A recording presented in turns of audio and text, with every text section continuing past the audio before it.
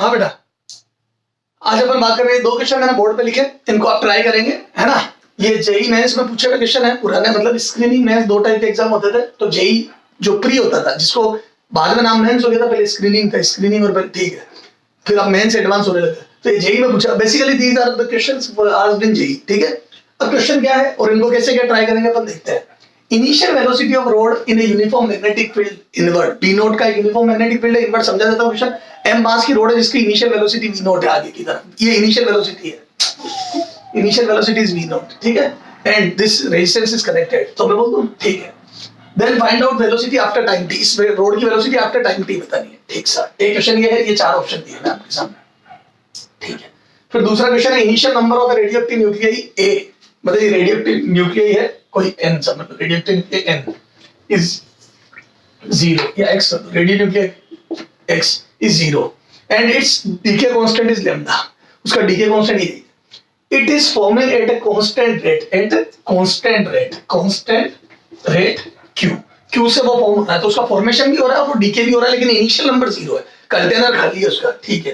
Then the nuclei after time t will be, then the nuclei of x after time t will be, और ये 4 option दिए हैं। ये 2 question है बेटा, तो 1 बाय 1 करके अपन सोल्व करते हैं बेटा, ठीक है। अब ये क्वेश्चन अपन सोल्व करते हैं, तो मैं यहाँ पे सोल्व कर रहा हूँ, ये क्वेश्चन हटा दूं मैं, ठीक है। या डायग्राम में आ रही सारी बात, इनिशियल वेलोसिटी v है, अंदर की तरफ एक मैग्नेटिक फील्ड है, एक रेजिस्टेंस लगा हुआ है, तो अपने को इंड्यूस्ड ईएमएफ सॉरी इसकी वेलोसिटी आफ्टर टाइम t निकालनी है। ये थोड़ी सी मैंने स्ट्रेस कर दिया फॉर कैलकुलेशन, ठीक सर। आ जाओ बेटा,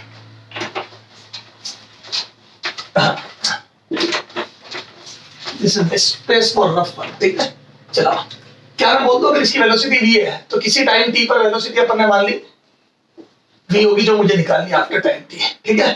m मास की ln की रोड, अच्छा इसकी वेलोसिटी चेंज होगी क्या? हाँ होगी, क्यों? क्योंकि याद है अगर आगे जा रहा तो इससे फ्लक्स चेंज होगा, फ्लक्स चेंज होगा तो ईएमएफ इंड्यूस होगा, ईएमएफ इंड्यूस होगा तो करंट फ्लो होगा।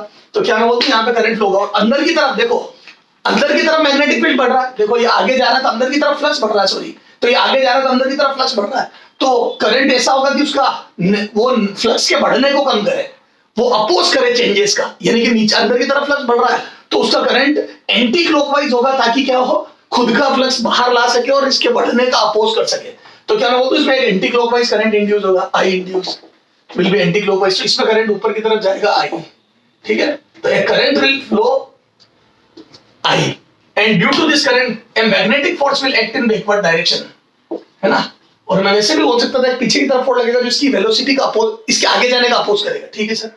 और आपको पता है मैग्नेटिक फील्ड में फोर्स कितना होता है, तो करंट कैरिंग वायर पे फोर्स होता है ILB, और आपको बहुत अच्छे से पता है आई की वैल्यू होती है VBL, नोशनल ईएमएफ VBL, याद है। V वेलोसिटी से कोई पार्टिकल या कोई वायर मैग्नेटिक फील्ड में मूव कर रहा है तो उसके एंड्स पर QV ग्रोथ सारे प्लस ऊपर आ जाएंगे और माइनस नीचे। सर फिर करंट ये इनवर्ट पार्ट है, बैटरी का इनसाइड वाला पार्ट है, ये बाहर प्लस से माइनस, देखो ना बाहर सर्किट में प्लस से माइनस करंट जाता रहा है, तो दिस इज इंटरनल करंट, ठीक है। तो क्या मैं बोलता हूं यहाँ पे आ जाएगा VBL, A motional EMF VBL upon R, this would be current into LB। तो यहाँ पे मैग्नेटिक फोर्स, यस यही तो होता है, V B square L square upon R, this is the magnetic force on a wire moving with speed V in a uniform magnetic field B। Yes sir, ये force होता है। क्या मैं बोल दूं, ये फोर्स पीछे लग रहा है, यहाँ पे डायग्राम में मैं अब काम की बात बता रहा हूँ, है ना, जो मुझे चाहिए, तो मैग्नेटिक फोर्स पीछे लग रहा है। तो क्या मैं बोल दूं, अगर मैग्नेटिक फोर्स पीछे लग रहा है और वायर आगे जा रहा है तो डीएसेलरेट होगा, रिटार्डेशन होगा, यस सर रिटार्डेशन होगा। आ जाओ बेटा, तो मैं यहाँ पे देख बेटा, यहाँ तक फोर्स तक तो पहुंच गया, अब आ जाओ। तो मैं बोल दूं रिटार्डेशन होगा तो F magnetic is equal to M A, retardation है तो माइनस dV/dt लिख दो सीधा, यस सर। तो यहाँ से आ जाओ, minus dV/dt is equal to, यहाँ पे magnetic force V B square L square upon R था, ये M भी इधर आ गया, इधर ला, इसको इधर लिखा और M उधर भेज दिया, तो ये MR, ठीक है सर। तो यहाँ से आ गया ये, तो यहाँ से अब इस V को इधर भेज दो, dt उधर भेज दो, चलो आ जाओ। तो यहाँ से मैं बोल दूं dV/V is equal to minus B square L square upon MR into dt, ये आ गया सर। अब इसका इंटीग्रेशन करूंगा, तो आ जाओ बेटा इंटीग्रेशन करो। तो यहाँ पे दोनों तरफ इंटीग्रेशन करो तो log बेस EV, यहाँ पे dx/x का integration minus B square L square, ये कांस्टेंट बाहर ले गया अपॉन MR, ये और dt का इंटीग्रेशन T, यस सर। फिर यहाँ पे लिमिट लगे, क्या इनिशियल वेलोसिटी क्या थी बोलो, बेटा इंटीग्रेशन यही कर रहा हूं मैं। इनिशियल वेलोसिटी v नॉट थी, किसी टाइम पर v है, ध्यान रखना इनिशियल वेलोसिटी 0 से t, तो यहाँ पे v नॉट से v, ये 0 से t, यहाँ पे सोल्व किया तो बेटा ये log m, बेटा थोड़ा सा क्योंकि मेरा m तुम्हारे को ये क्वेश्चन सिखाना नहीं है, is equal to minus B square L square upon M R into T, ये आ गया। फिर यहाँ पे log m by n, log m minus log m by n होता है, ये पता है प्रॉपर्टी log में पढ़ी थी बेसिक मैथ में, यस सर। फिर उधर ले जाता तो याद है e की पावर में चला जाता, जब log क्रॉस मल्टीप्लाई होता तो ये पावर में चला जाता है, तो यहाँ से v बराबर v नॉट ऑन सॉल्विंग आ जाएगा, e ये पावर में चला जाएगा, B square L square upon M R into T, ये आ गया v बराबर v नॉट e की power minus B square L square upon M R into T.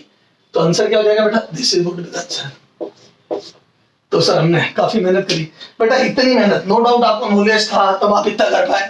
देखो ये ईएमआई का क्वेश्चन हो गया, इलेक्ट्रोमैग्नेटिक इंडक्शन का, वायर आगे गया, वापस सुन ले, वायर आगे गया, फ्लक्स चेंज हुआ, ईएमएफ इंड्यूस हुआ, करंट फ्लो हुआ, पीछे की तरफ फोर्स लगा आईएलबी, उसको फर्दर सोल्व करो तो वी बी स्क्वायर, ये सीधा याद भी अपने को। तो मैग्नेटिक फील्ड में अगर वी वेलोसिटी से कोई वायर मूव करता है तो उसमें फोर्स लगता है V B square L square upon R, V B square L square upon R would be the force, वो डीएसेलरेट करेगा, फिर इक्वेशन ऑफ मोशन लगाई, लोग आया, इंटीग्रेशन में लोग को सोल्व किया और किया गया।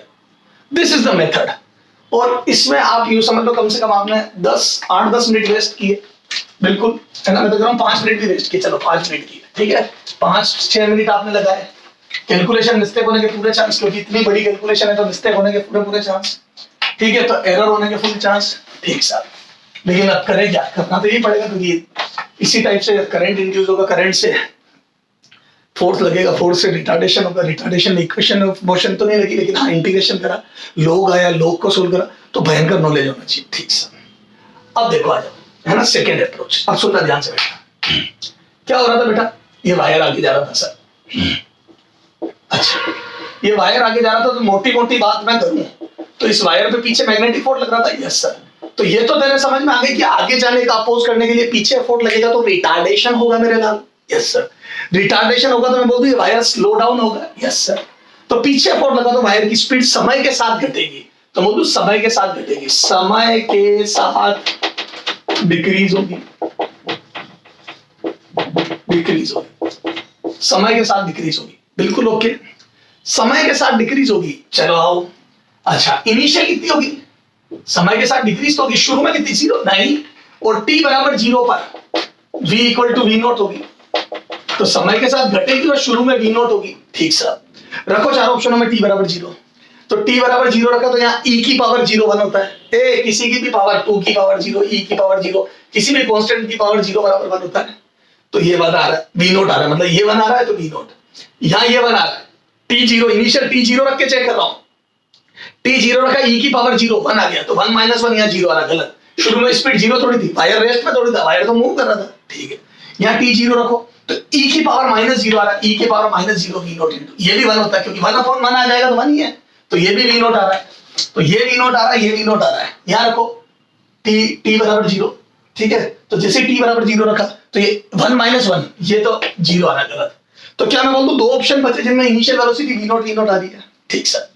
अब टाइम बढ़ाओ, ठीक है, एक ऑप्शन और देता हूं सर भैया,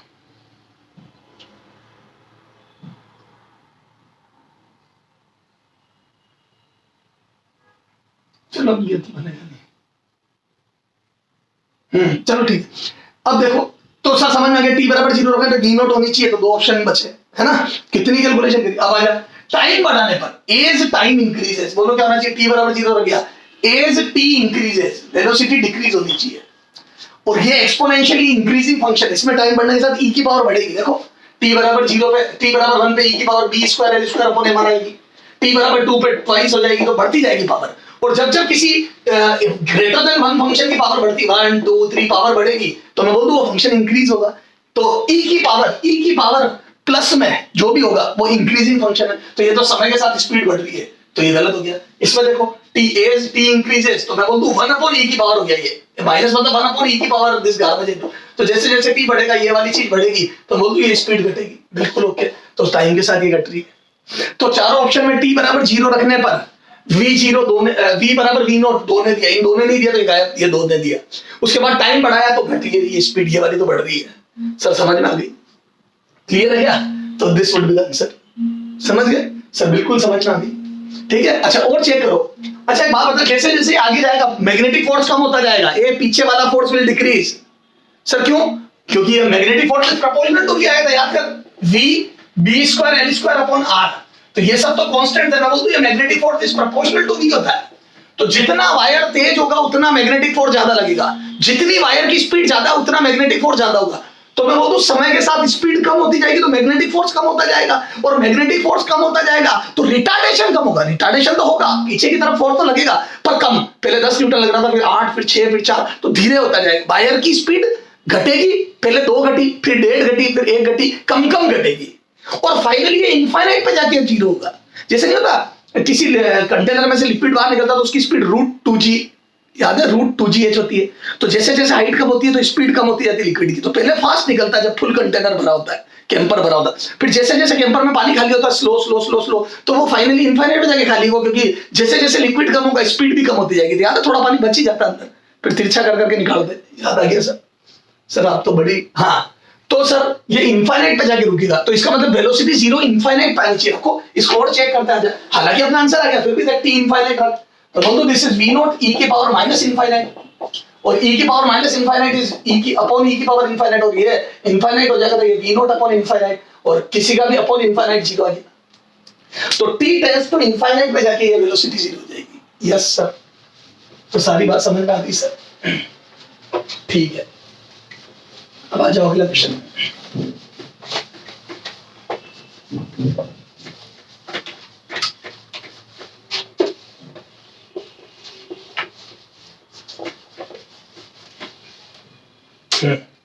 initial number of A radioactive nuclei x is 0। शुरू में एक रेडियोएक्टिव न्यूक्लियाई का नंबर 0 है। It's decay constant is lambda, it's formation rate is constant q, है ना। और ये चलो बता दिया। तो ये कंटेनर है जिसमें शुरू में 0 नंबर है ना, ये x का है, q की रेट से फॉर्म हो रहा है, फॉर्मेशन रेट q है, और डीके कांस्टेंट लैम्डा है। ठीक सर। अब देखो बेटा, ये 4 ऑप्शन दिए हैं, तो मैं बोलूं 4 ऑप्शनों में t बराबर 0 पर न्यूक्लियाई 0 आना चाहिए x के, तो रखो t 0 रखो। तो ये आ रहा है e की पावर 0 वही 1 माइनस 1 0 आ रहा है। यहाँ पे ये t 0, तो यदि e की पावर माइनस 0 भी 1 होता है तो 1 माइनस 1 0 आ रहा है। यहाँ पे t 0 रखा तो e की पावर माइनस 0 1 होता है, 1 अपॉन e की पावर 0 मतलब 1 होता है, तो 1 प्लस 1 2 आ रहा है। तो शुरू में नंबर कहां से आ गया? शुरू में तो कंटेनर खाली था, 0 आना चाहिए, खुद ने बोला है लैंग्वेज में, देखो। ठीक सर। यहाँ रखो t बराबर 0, तो यहाँ पे भी q बाई लैम्डा 0 नहीं आ रहा, तो 2 गए। सी एंड डी आर क्रॉस, क्यों? क्योंकि t बराबर 0 पे 0 नहीं दे रहे हैं, शुरू में न्यूक्लियाई 0 अगले ने बताया था मुझे। तो सर ये तो मजा आ गया, सोल्व नहीं कर रहा, ठीक है। हाँ, बाकी इसका सॉल्यूशन करूंगा। ये इधर देख x का, तो हम बोलते x के चेंज होने की rate, a this is not decay rate, this is x के चेंज होने की रेट, ये है x के नंबर चेंज होने की रेट। dn, x मतलब change in nuclei upon time interval, तो चेंज होने की rate is equal to formation rate minus decay rate, q minus n lambda. ये दिस इज द, अब इसको सॉल्व करूंगा मैं, dn है ना, n लिख दो, upon q minus lambda n is equal to dt। फिर इसको सोल्व करूंगा, इंटीग्रेशन करूंगा, t बराबर 0 पर 0 न्यूक्लियर रखूंगा, t पर n रखूंगा, फिर यहाँ पे log होगा, देखो dx अपॉन x की लीनियर इक्वेशन, तो फिर log, फिर ये n का कोफिशिएंट 1 अपॉन लैम्डा आएगा पूरा। अरे यार ये लेकर के थोड़ा फास्ट कर रहा हूँ, इधर देख, है ना, ये log और ये अपॉन वाला, ये x का फंक्शन लिया जाएगा q माइनस लैम्डा n, ठीक है, और upon 1 by lambda minus n का कोफिशिएंट का डिवाइड, याद है जब n की जगह कोई कोफिशिएंट आया, x का कोफिशिएंट का डिवाइड हो जाता है, डिफरेंशिएशन में मल्टीप्लाई हो जाता है। वो छोड़ो तू, मैं तेरे को सीधा डायरेक्ट आंसर लिख रहा हूँ 0 से n, मैं खुद सोल्व कर रहा हूँ, है ना, मेरा इंटरेस्ट है ही नहीं सॉल्यूशन कराने के लिए, तो जब पढ़ेंगे टॉपिक तब देखेंगे। अब अपर लिमिट लोअर लिमिट रखी और लैम्डा उधर भेजा, तो बोल दो this is log q minus lambda n, ये अपर लिमिट रखी, फिर लोअर रखी 0, तो ये 0 होगा। बच्चा क्या तो 0 पे 0 ही समझता है, 0 तो बाई q आएगा, तो ये माइनस log q, और ये उधर भेज दिया is equal to minus lambda t। ठीक सर। फिर ये log m बाई n, तो log m minus log m by n कर दिया। ठीक सर, ये तो ये आ गया q minus lambda n upon q is equal to minus lambda t। ठीक है सर। फिर ये e उधर भेजा, तो यहां से कितना आ जाएगा बोलो? हाँ, इसको उधर भेजा तो वो कितना आ जाएगा? q minus lambda n upon q is equal to, उधर भेजा तो e की पावर माइनस लैम्डा t, ये। फिर इस सब को उधर भेजा q minus lambda n, q minus lambda n is equal to q e की पावर माइनस लैम्डा t। फिर इसको उधर उसको उधर भेजा, तो यहाँ से q कॉमन आ जाएगा, 1 माइनस e की power minus lambda t is equal to Q N, फिर ये यहां से एन बराबर upon lambda Q by lambda. अरे उधर जाके लैम्डा नीचे आ जाएगा बेटा, कर लेना खुद आप ये। तो ये सोल्व करने पर वही लंबी रामायण है, जैसे अभी इससे पिछले क्वेश्चन में करी ना, पूरा फुल सोल्व कर पूरा के इतनी नेतागिरी करके और यहाँ तक पहुंचे थे। ज्ञान भी चाहिए, लोग का भी नॉलेज होना चाहिए, इंटीग्रेशन भी आना चाहिए, रेडियो एक्टिविटी भी आना चाहिए, सारा नॉलेज होने के बाद में बहुत मेहनत करके तो जेई के क्वेश्चन बेटा इतने आसान। तो ये कैलकुलेशन थी, यहाँ तक पहुंचे। लेकिन वैल्यू रख के करा तो 2 ऑप्शन तो कैंसिल हो गए। अब अगर 2 में से एक पता, अभी देखो तो आंसर उस हिसाब से ही आ जाएगा। लेकिन फिर भी अभी इतना लंबा सोल्यूशन तो मैं एग्जाम में करूंगा तो पेपर छूटना ही छूटना है। तो जेई ने अगर ये क्वेश्चन दिया तो इसलिए नहीं दिया कि आप इतना सोल्व करके फिर टिक करो।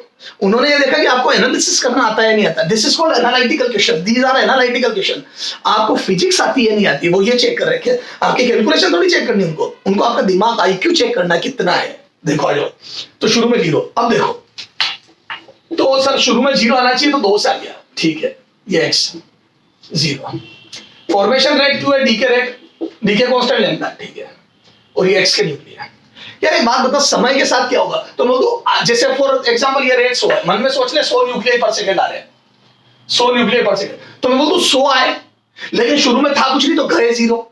तो फर्स्ट सेकंड में मान लो 100 आए, वैसे तो डीके भी होता है, 100 आए और गए नथिंग, क्योंकि डीके रेट शुरू में, डीके रेट याद है क्या होती है? डीके रेट नंबर के प्रोपोर्शनल होती है, लैम्डा है। तो मैं बोलूं शुरू में नंबर है ही नहीं, तो डीके रेट 0। तो शुरू में आ रहे हैं लेकिन जा नहीं रहे। मेरी जेब में कुछ होगा तो मैं दूसरे को दूंगा ना। मेरा पैसा खर्च करने की टेंडेंसी तो मेरी जेब में कितना उस पर डिपेंड करती है। तो पापा 100 रुपए रोज दे रहे हैं मुझे, लेकिन मेरी जेब में आज कुछ नहीं है, तो मेरी सोच ही नहीं आज खर्च करने की। तो पहले दिन 100 आए, मैंने खर्च कुछ नहीं करा, तो मेरी जेब भर गई। तो बोलते कंटेनर भर गया, ये 0 से इतना हो गया न्यूक्लियर, तो कंटेनर भरा पहले सेकंड। फिर 100 हो गए, तो मेरे जेब में 100 रुपए, और मान लो मेरी प्रवृत्ति 10% खर्चा 0.1 है, डीके कांस्टेंट 0.1 है। तो मैं बोलूं जैसे पहले सेकंड में 100 भरे, अगले दिन पापा फिर 100 देंगे, लेकिन पहले दिन वाले 100 रुपए मेरी एबिलिटी बना देंगे। कल सुबह में 10 रुपए खर्च करने की टेंडेंसी रखूंगा, क्योंकि मेरी जेब में 100 रुपया है और मेरी 10% खर्च करने की या 0.1 फ्रैक्शन खर्च करने की टेंडेंसी है। तो बोल दो अगले दिन मैं 10 उड़ाऊंगा। तो मैं बोल दो डीके रेट 10 होगी, लेकिन आने की रेट अभी भी 100 है। तो अगले दिन पापा ने 100 दिए, मैंने खर्च 10 करे, तो मेरे अगले दिन आए 100 आए, 10 गए, तो 90 से जेब भर गई। तो पहले दिन 100 से जेब भरी, अगले दिन 90 से जेब भरी। अब मेरी जेब में 190 है, बढ़ गए। तो क्या मैं बोल दूं अभी भी क्यू ज्यादा है लैम्डा एन से? शुरू में 100 आए, गए कुछ नहीं, 100 से कंटेनर भर गया। अगले दिन 100 आए लेकिन गए 10, क्योंकि मेरी खर्चने की टेंडेंसी। तो क्या मैं बोल दूं ये कंटेनर इतना भरा? देखो पहले ज्यादा भरा इतना, फिर अगले दिन थोड़ा कम भरा लेकिन भरा। तो पहले दिन 100 भरा, अगले दिन 90 भरा। तो मैं बोल दूं जैसे मेरी जेब में 190 होंगे, मेरी डीके रेट और बढ़ जाएगी, तो 10 से 19 हो जाएगी, क्योंकि 10% खर्चा करता हूं, तो 190 में 19 खर्चने लग गया। तो अगले दिन पापा 100 देंगे, 19 उड़ा दूंगा, तो 81 से भरा, तो कंटेनर भरा पर और कम भरा। तो मैं बोलूं कंटेनर भरने की रेट घटती जा रही है, चेंज होने की। तो न्यूक्लियर पहले दिन 100 बढ़े, फिर 90 बढ़े, फिर अगले दिन 81 बढ़े, फिर और कम। तो क्या मैं बोलूं जब तक आने की रेट जाने से ज्यादा है, पापा मुझे ज्यादा देंगे और मैं खर्चा 19 रुपए का कर रहा हूं, अगले दिन 20 का जो भी करूंगा, तो आएंगे ज्यादा जाएंगे कम। तो बोल दो मेरी जेब बढ़ती जाएगी। पैसा पापा 100 रुपए दे रहे हैं, मैं खर्च कम कर रहा हूं ना, पहले दिन 10 करे, फिर 19, फिर मान लो 21। तो मैं बोल दूं मेरे खर्चा करने की रेट जब तक कम होगी और पापा ज्यादा देंगे, तो मेरा कंटेनर ये बढ़ता रहेगा। तो क्या मैं बोल दूं nuclear of x will continuously increase and finally एक समय आएगा, देखो जब तक आने की रेट ज्यादा जाने की कम होगी, तो न्यूक्लियर बढ़ते जाएंगे। एक समय आएगा जब कंटेनर में इतने न्यूक्लियर हो जाएंगे कि लैम्डा एन, इसके जाने की रेट इतने न्यूक्लियर हो जाएंगे कि लैम्डा एन टूटने की रेट क्यू के बराबर हो जाएगी। अरे आना बराबर जाना, एक दिन मेरी जेब बढ़ते मेरी जेब में 1000 रुपए हो जाएंगे। पहले दिन 100 हुए, दूसरे दिन 190, तीसरे दिन 81 आए, तो 271। ऐसे करते मेरी जेब बढ़ती जाएगी, क्योंकि पापा ज्यादा दे रहे, मैं उड़ा कम रहा हूं। आया ज्यादा उड़ाया कम, आया ज्यादा उड़ाया कम, आया ज्यादा उड़ाया कम, आया ज्यादा। एक समय आएगा जब दोनों आया उड़ाया दोनों रेट बराबर हो जाएगी, और जब दोनों रेट बराबर हो जाएगी तो कंटेनर में नंबर फिक्स हो जाएंगे। तो क्या मैं बोल दूं हमेशा आने वाली रेट ज्यादा थी, जाने वाली कम थी, फिर वो बढ़ते क्योंकि न्यूक्लियर बढ़ते दोनों रेट इक्वल हो जाएगी। तो कभी ना कभी दोनों रेट इक्वल होगी, और जिस समय दोनों रेट इक्वल होगी उस समय न्यूक्लियर मैक्सिमम होंगे, इससे ज्यादा न्यूक्लियर हो ही नहीं सकते। तो मैं बोल दूं एक समय आएगा जब दोनों की रेट बराबर हो जाएगी और उस समय न्यूक्लियर मैक्सिमम होंगे। तो आ जाओ कितने मैक्सिमम न्यूक्लियर होंगे? तो number of maximum nuclear will be q by lambda। ये this would be the maximum number of nuclear in container. इससे ज्यादा न्यूक्लियर कभी नहीं होंगे मैक्सिमम। ठीक सर, तो न्यूक्लियर टाइम के साथ बढ़ने चाहिए लगातार। आ जाओ ये 2 बचे, इसमें देख बेटा तुम अगर टाइम बढ़ाओगे, इधर देख इसको, तो t बराबर 0 पर ये सुनना, t बराबर 0 पे ये 1 आ गया, और 1 आ गया तो 1 माइनस 1 न्यूक्लियर 0 थे, ये ठीक है। पर टाइम बढ़ाओगे तो पता है कि 1 से भी बड़ा हो जाएगा। देखो ना t बराबर 0 पे ये 1 है, फिर टाइम बढ़ाओगे तो ये 1 से भी बड़ा हो जाएगा। तो एक्सपोनेंशियल फंक्शन याद है, t बराबर 0 पर 1 होता है, e की पावर 0 1, और ये यूं बढ़ेगा। तो ये इसका ग्राफ होगा, ये देख e की पावर का। तो मैं बोलूँ 1 से स्टार्ट हुआ ग्राफ और फिर बढ़ रहा है, तो मैं बोलूँ ये तो नेगेटिव आ गया। न्यूक्लियर नेगेटिव कैसे होंगे? यहाँ आ जा, ये e की पावर माइनस एक्स, तो e की पावर माइनस एक्स का ग्राफ 1 से घटता है, याद आया ये इसमें भी रख, e की पावर माइनस लेमडा टी का ग्राफ बना रहा हूँ, ये e की पावर माइनस लेमडा टी। तो t बराबर 0 पे 1 है, फिर जैसे जैसे टाइम बढ़ाऊंगा तो e की पावर माइनस 0 फिर बढ़ती जाएगी, t की पावर बढ़ती जाएगी, तो t की पावर 1 2 3 बढ़ती जाएगी। तो जैसे जैसे t की पावर बढ़ेगी तो मैं बोलूँ ये वैल्यू 1 अपॉन करके कम होती जाएगी। इधर देखो बेटा, बातें नहीं है ना, तो जैसे जैसे t की पावर ये बढ़ती जाएगी तो वैसे वैसे e की पावर बढ़ती जाएगी, तो मैं बोलूँ ये वैल्यू कम होती जाएगी। और t की पावर माइनस लेमडा टी है ना, माइनस लेमडा टी को e की पावर लेमडा टी, तो जैसे जैसे टाइम बढ़ेगा, या यही देख लेना e की पावर माइनस लेमडा टी का ग्राफ भी देखे ना यार, क्यों फालतू माथा बोलते। तो ये देखो टाइम के साथ ये घटते जा रहा है वैल्यू। तो जैसे जैसे टाइम बढ़ेगा ये चीज छोटी होगी, तो मैं बोलूँ ये चीज बड़ी होती जाएगी। तो देखो ये 1 शुरू में 0 थी और बढ़ती जा रही है, क्योंकि जैसे जैसे t बढ़ेगा वैसे वैसे 1 अपॉन e की पावर लेमडा टी या e की पावर माइनस लेमडा टी घटेगा। तो 1 माइनस 1 से चीज घटती जा रही है, देखो 1 से घटती जा रही है, 1 से घटती जा रही है। तो ये वाली चीज अगर घटती जाएगी तो ये चीज बढ़ती जाएगी। t टेंड्स टू इनफाइनाइट, याद है फाइनली कंटेनर में न्यूक्लियर ये हो जाएंगे q बाई लेमडा। रखो t इनफाइनाइट रखो यहाँ, तो e की पावर माइनस इनफाइनाइट आएगा। अरे t की वैल्यू इनफाइनाइट रखूंगा तो e की पावर माइनस इनफाइनाइट आएगा, और जैसे e की पावर माइनस इनफाइनाइट आएगा ये 1 अपॉन इनफाइनाइट बन जाएगा और ये 0 बन जाएगा। तो मैं बोल दूं ये 0 बन गया, तो आ गया q बाई लेमडा। सब बिल्कुल सही कह रहे हो। तो ये 2 क्वेश्चन से आपको समझ में आ जाएगा कि सोचना, अगर आपको सोचना आता है तो उसकी इंपोर्टेंस क्या है। तो t बराबर 0 रखने से क्वेश्चन अच्छा बन गया, दो ऑप्शन कैंसिल हो गए, और फिर t टेंड्स टू इनफाइनाइट रखने से या टाइम बढ़ाने से दोनों में पता पड़ गया। जैसे ही टाइम बढ़ाया उसमें वेलोसिटी कम होनी चाहिए थी, एक में ही हो रही थी, इसमें नंबर बढ़ने चाहिए थे, वो इसमें बढ़ रहे, इसमें तो नेगेटिव आ गए, 2 बचे तो उसमें एक में नेगेटिव आ गए। तो t बराबर final moral of the story, दोनों में पहले सोचो क्या हो रहा है। तो ये ऐसे थोड़ी डायरेक्ट वैल्यू रख दी, पहले एनालिसिस करना पड़ेगा। डायरेक्ट वैल्यू वाले क्वेश्चन अलग होते हैं, इसमें पहले एनालिसिस करना पड़ेगा। पहले तो आपको फिजिक्स सोचनी पड़ेगी हो क्या रहा है। तो हो ये रहा था पहले क्वेश्चन में, वायर आगे जा रहा था, मैग्नेटिक फोर्स पीछे लग रहा था, चेंजेस का अपोज हो रहा था, वायर धीरे हो रहा था। तो हो ये रहा था शुरू में वेलोसिटी v नॉट थी और समय के साथ वेलोसिटी घटते घटते फाइनली रुक जाएगा। ये वैल्यू रख के चेक करा तो t 0 से 2 ऑप्शन गए और फिर टाइम बढ़ाने से वेलोसिटी एक में ही घट रही थी। इसमें हो ये रहा था शुरू में कंटेनर खाली था तो t बराबर 0 से 0 आना चाहिए, 2 गए, 2 बच गए। फिर टाइम बढ़ाने के साथ कंटेनर में नंबर बढ़ने चाहिए थे, 0 से बढ़ने चाहिए थे, और t टेंड्स टू इनफाइनाइट पे q बाई लेमडा। ये क्वेश्चन पूछा हुआ था एम्स में, है ना, find maximum number of nuclear in this container, same language, q की रेट से बन रहे हैं और लेमडा डी के कांस्टेंट है उसका, तो मैक्सिमम नंबर। तो एनालिसिस से ये q बाई लेमडा आ गया। लोगों ने ये पूरा इंटीग्रेशन करके फिर t टेंड्स टू इनफाइनाइट रख के निकाला। ये देखो ऐसे करा लोगों ने, पहले इंटीग्रेशन करा, फिर ये लंबी रामायण आई आधे घंटे में, उसके बाद t टेंड्स टू इनफाइनाइट रखा मैक्सिमम नंबर के लिए, तो q बाई लेमडा है। नहीं, वैसे ही हो जाएगा, t टेंड्स टू इनफाइनाइट या फाइनली आने की रेट बराबर जाने की, तो q बराबर लेमडा है, तो लेमडा आ गया q बाई q बराबर लेमडा n, तो n आ गया q बाई लेमडा। सर समझ में आ गया। और इसमें भी टाइम बढ़ाने के साथ न्यूक्लियर बढ़ने चाहिए थे, वो इसी में बढ़ रहे हैं, इसमें तो नेगेटिव आ गए।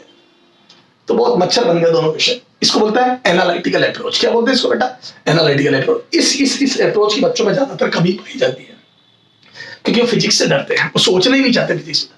बड़ी आसान है बेटा, बड़े से बड़ा क्वेश्चन फिजिक्स में सोचने से हो जाता है। Yes sir.